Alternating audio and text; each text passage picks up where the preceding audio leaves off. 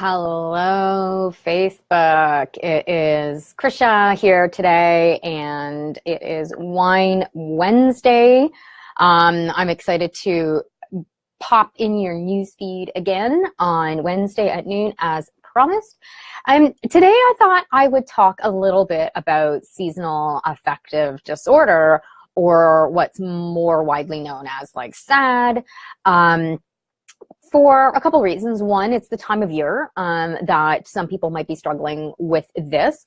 And also, it's something that I've struggled with for years. I have my own history of depression and anxiety that I've dealt with over the years in my own life.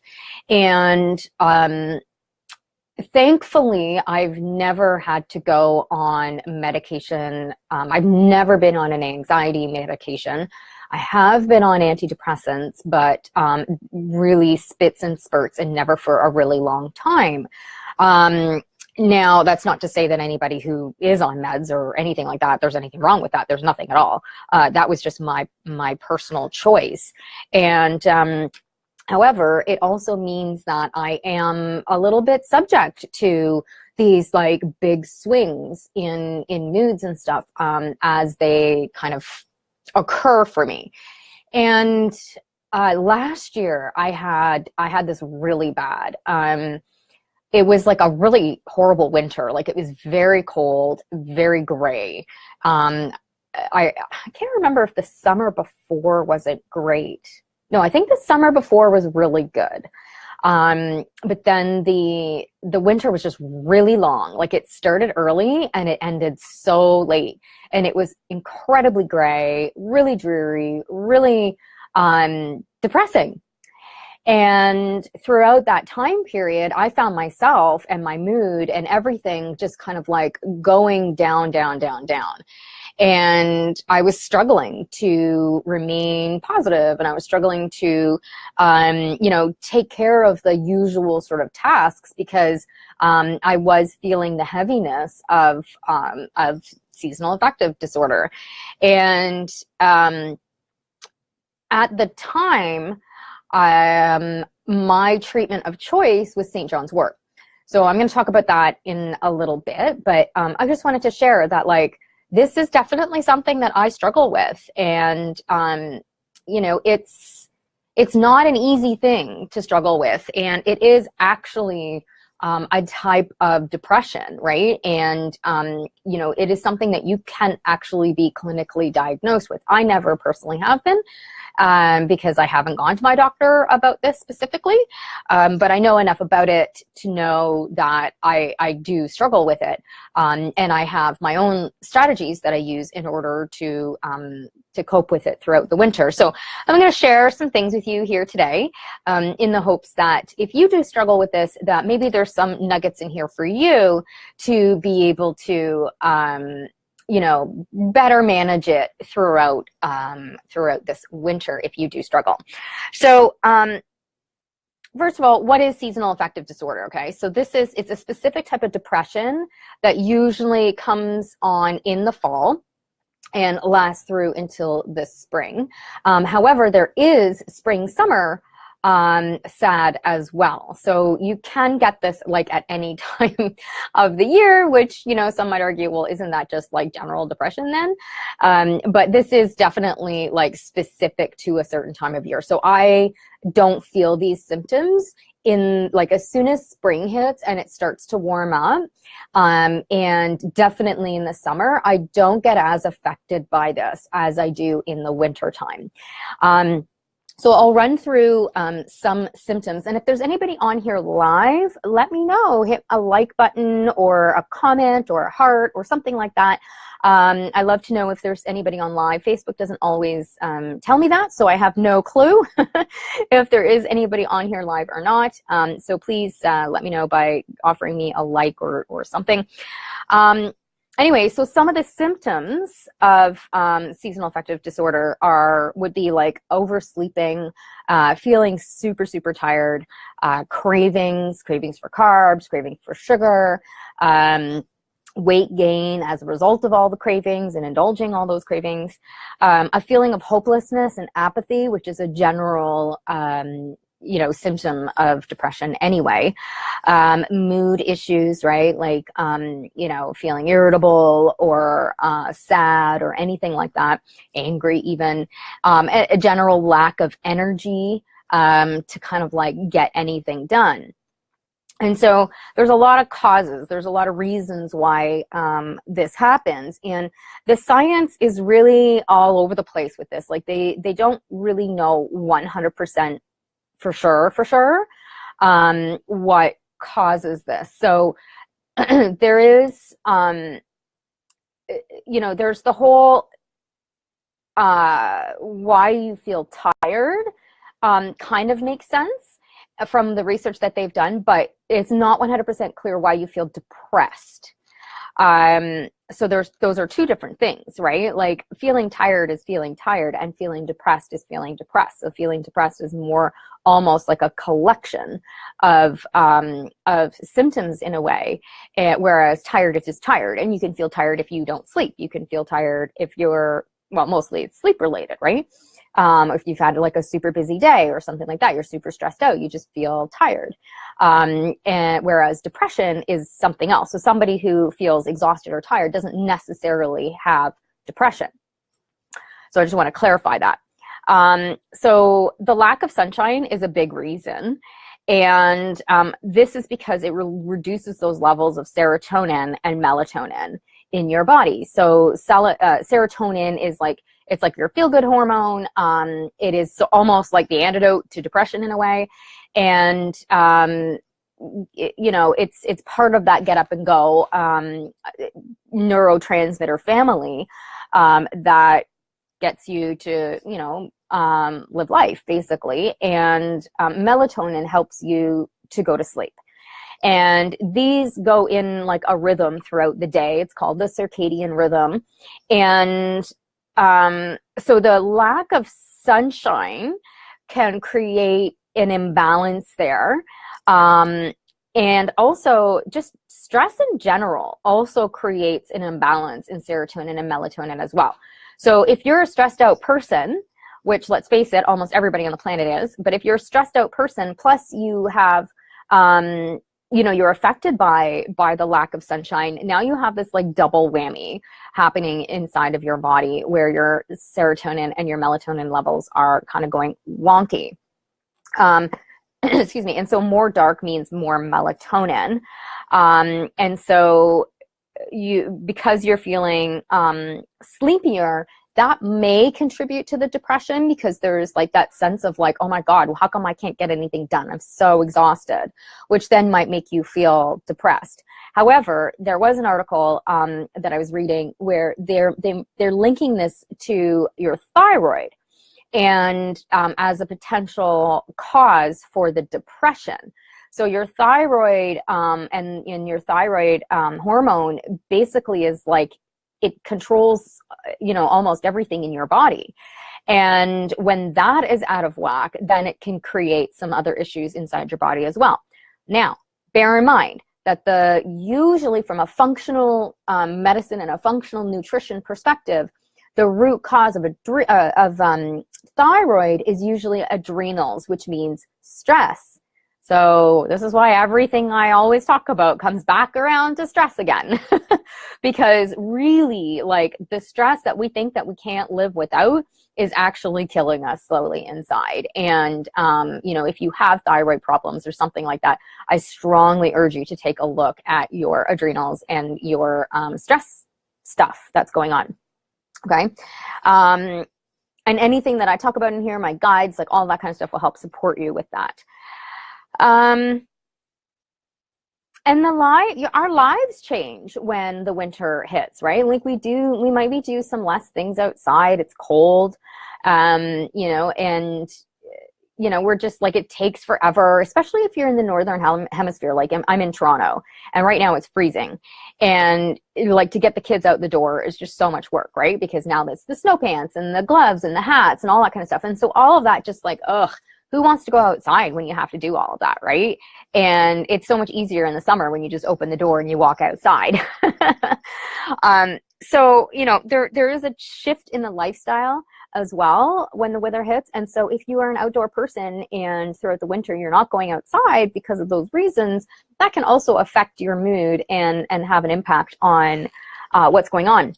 And then the lack of sunshine, like from the sun, can impact your vitamin D levels inside of your body. And your vitamin D levels also have like a huge part to play in so many areas, from your hormones to your bone health and your mental health and all of that kind of stuff. So if you are in the Northern Hemisphere, anything that I talk about on any of my live streams or in this one or whatever about supplements, I'm not advising at all. These are just generic suggestions. If you choose to go and take a supplement or anything like that based on what I'm saying, that is your choice. I would always strongly recommend that you go speak to your holistic practitioner. You can hire me or speak to your doctor and to get a proper protocol or a proper nutrition and supplement plan in order to help support you. Anyway, so having said that, disclaimer over. Yeah, vitamin D, your vitamin D levels might be low. So it is advisable here. Actually, I think even Health Canada advises Canadians to start taking vitamin D supplements, like 1,000 IU international units per day, starting from like September or something like that, to make sure that our levels stay up throughout the winter to prevent or avoid getting sad. Right? So they even recognize that as a potential sort of preventative treatment plan for this. There is a lot of research to support that 1,000 IU is just simply not enough. There are protocols out there where we can go to 50K. However, again, like I said, please do not like try any of that without any kind of support from a nutritionist who knows what they're doing. They're qualified, a doctor, a naturopath, something like that. Okay. Okay. So I just talked a little bit about vitamin D. I'm just going to take a sip of water. And if anybody's on here live, please hit a like button or a love button or something like that, so that I know you're here and I'm not just talking to thin air all the time. That'd be really great. Okay, treatment. So I just talked a little bit about vitamin D. Light therapy is widely used in the treatment of seasonal affective disorder. There is, it's a little bit hit or miss in terms of the science behind it, because it's really hard to have a placebo in that case. And so to get like real objective results is hard. So it's mostly anecdotal, which is fine. I mean, a lot of holistic healing is anecdotal, just because you can't patent broccoli, right? Like you can't patent some of this stuff. So to have like real scientific studies on some of this is almost impossible. But you know, if this is an issue for you, you can try the light therapy and see if that works. Just Google it, and I'm sure you'll find tons of options out there. Ask your doctor, obviously. You could do like what they do in Sweden, or what they did in Sweden, which was wearing all white clothes and going into an all white room with bright white light. You could try that. It's a little extreme. Or in Norway, there is this like little town where they were really struggling with this. And of course, like anywhere in Scandinavia, they've got like 6 months of the year where there's no sun. There was this one particular town where there was like this hydro station and all this kind of crap that was built, and it ended up blocking out the sun. And so what they did is they built like this cable car that would take their residents up to where the sun was, so that they could get like some sun therapy. And then another guy came in and built mirrors. So there's these mirrors that are built up that when the sun comes up, it reflects sun for like a couple of hours into the town square. So like from 12 till 2, you can go into the town square and just like have that golden sun sort of like reflected on you. It's actually kind of cool. Anyway, so those are some options. Obviously, you know, you're probably not going to be building a big massive mirror in your town center, or maybe going into an all white clothes in an all white room. So medication is also always an option. Again, like, ask your doctor, and I think this would depend on how serious and how severe your symptoms are. And so that's a conversation that you need to have with your doctor. If you are feeling that this is seriously impacting your life, go see your doctor and see if there is a treatment plan that could work for you to help you function better at this time of year, if this is like super serious for you, okay? Now, since I'm a lifestyle strategist, I'm going to give you some lifestyle strategies that might help with this, depending on your severity level. So this morning, I walked my son to school, and you know, this first point is actually a big one for me because I don't like winter. I don't like the cold. Like, yeah, I'm a Canadian, and it's funny when I talk to some Americans, they're like, "But you live in Canada. How can you hate the cold?" And it's like, just because I live here doesn't mean I love it. I hate the cold. I really don't like feeling cold inside my body. I don't like it at all. I love heat.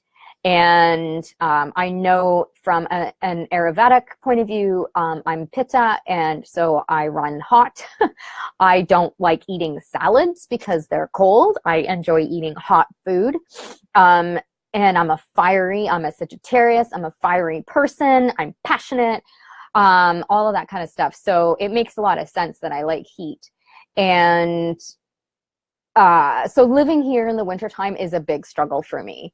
And honest to God, if I was an American, I would be living in somewhere like California or Florida or something like that. But I'm a Canadian, so it's going to take a lot from an immigration point of view to get down there. It's not impossible, but it just, you know, it takes work. And there's nowhere really in Canada to move that's a little bit warmer, except maybe Vancouver, but then you're dealing with gray kind of like a lot of the year because it rains so much there. And I lived in England for 7 years, and that was awful, having that gray all the time. I mean, that's when I was on antidepressants, was when I lived in England, because it was just so gray all the time. I couldn't deal with it. And so I ended up having to come back to Canada for many other reasons, but that was part of it. I was just so depressed there all the time. Anyway, so my point here is approaching winter with a positive attitude. Clearly, I do not have one. And today, walking my son to school, I was like, I had this running dialogue, and I was watching my thoughts, and I'm like, wow, I really am so negative about winter. And it was just cold, and the wind was like in my face, and it was freezing cold wind, and it was just uncomfortable, and all I could think about was how cold I was. And I'm thinking to myself, Krisha, come on, like, think about this in a more positive way. How can you start to fall in love with winter? How can you start to fall in love with the cold and all that? And the whole time I'm like, but it's so cold and I hate it. And then walking back, the wind was at my back and the sun was at my front, and it was so beautiful. Like, as soon as I felt the sun, I was like, oh, this is so nice. So there was a little bit of a shift there in terms of my mindset when I had the sun on me. So there is, like, you know, some work there that needs to be done in terms of shifting your mindset, and, you know, find things that you could maybe do that are fun in the wintertime, like skating and skiing and snowshoeing, whatever it is. The only thing is, sometimes it's like, it's just cold and there's no snow or the snow is like too frozen and it's bleak and all that kind of stuff. So, you know, it's really finding that treasure, in that environment. So that's going to be a challenge for me, like a good challenge, like to find this winter. But anyway, that's something that you can do. Give your body what it needs. Like, a lot of people are on this whole no carb kick thing, which, as you know, if you've been following me for any amount of time, I am completely against anything like that, for several reasons, which I'm not going to get into right now. Our bodies need carbs. End of story. It is a macronutrient that we need. End of story. Your brain needs it. Every cell in your body needs carbs. It's what kind of carbs are you having, and how frequently are you eating them, and are you able to digest them? Okay. So anyway, if you have been doing a no carb diet and like no carbs whatsoever, and you're finding yourself craving them, it's because your body needs them, okay? So bring them back in a little bit at a time, but obviously not the white shitty stuff. Like bring in the healthier carbohydrates. So those include, you know, starchier vegetables like sweet potatoes, things like that, right? Squash. And then look at beans and lentils, all right? Quinoa, brown rice, like things like that, like amaranth you can try, buckwheat. Like there's a lot of different grains that you can try, and pseudo grains. So pseudo grain would be a quinoa. It's actually a seed. It's not a grain. Amaranth, I think also from memory falls under that. But anyway, look into those kinds of things, because that is what, you know, that might help with your energy levels, and which will then in turn like feed your brain and then maybe help you elevate your mood a little bit. Okay. So check in with that and see if maybe that is something that you need.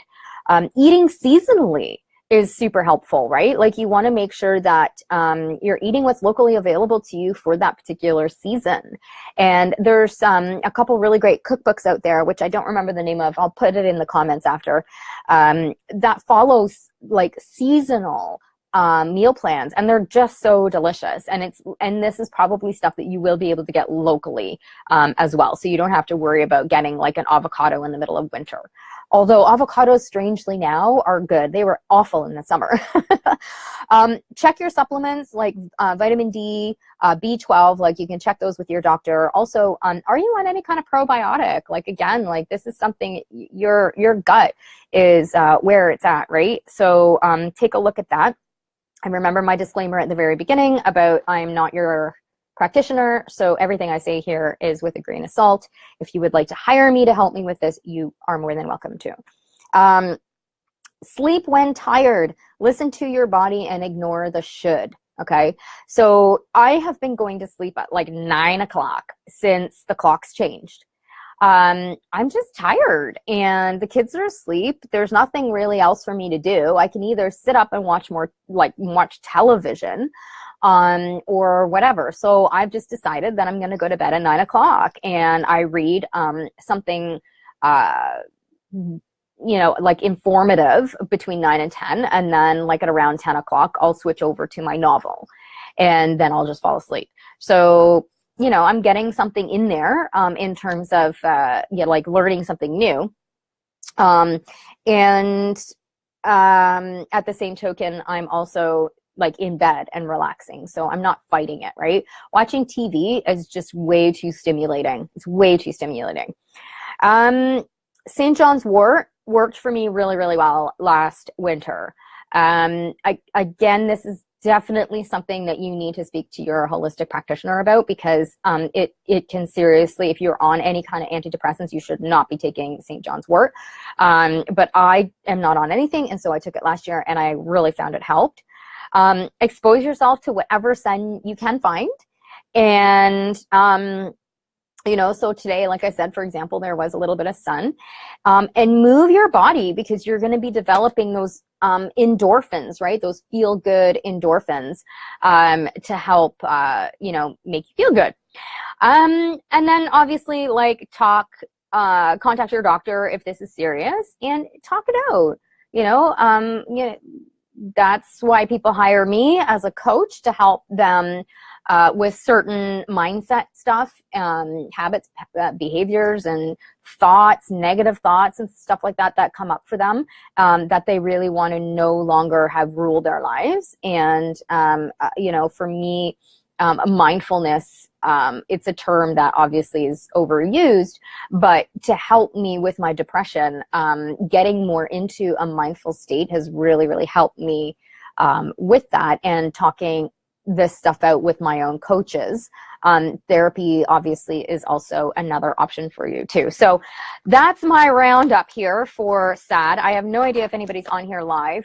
If you're watching the replay and you have any kind of questions whatsoever, please don't hesitate to write a comment. I think I'm going to have a handout PDF thing for this as well that sums up all of the different lifestyle strategies that you can use. So make sure that you grab that as well. So thank you so much, everybody, for watching. I hope you found this informative. And like I said, if you have any questions, please don't hesitate to write a comment. And I will see you next week. Bye for now.